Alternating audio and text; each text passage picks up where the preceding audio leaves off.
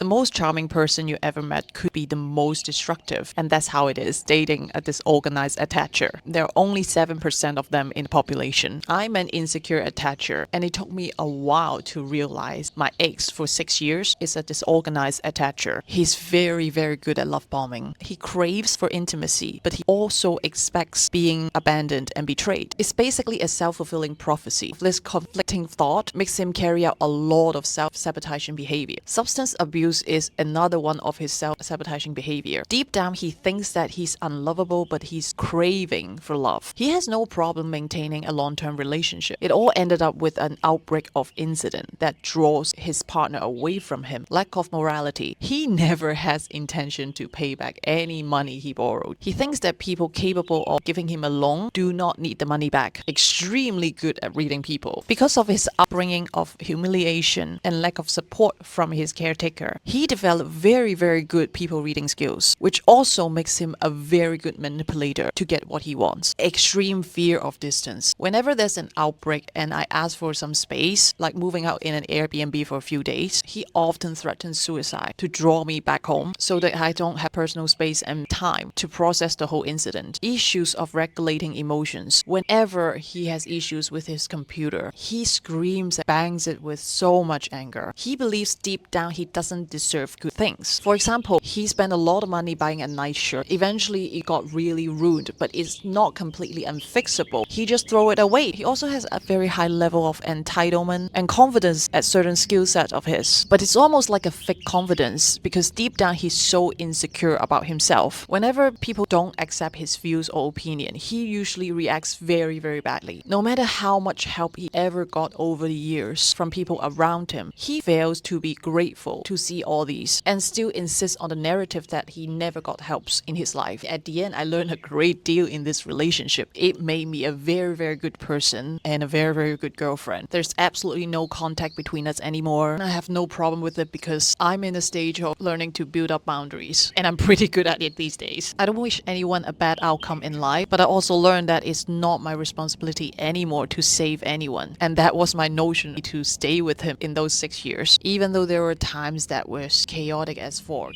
I'm not saying all these above to demonize anyone. This is more about bringing the awareness of personality, attachment style, and it's not for asking people to label anyone who did anything wrong to them. Remember that all of us deep down crave for love, crave for connection, but the way we express this need could be very, very different because of factors from nature and nurture and the amount and type of childhood trauma we all went through. This is also the goal of my channel. It's about building healthy relationships with yourself and eventually others. If you find the above useful, please like and share and subscribe.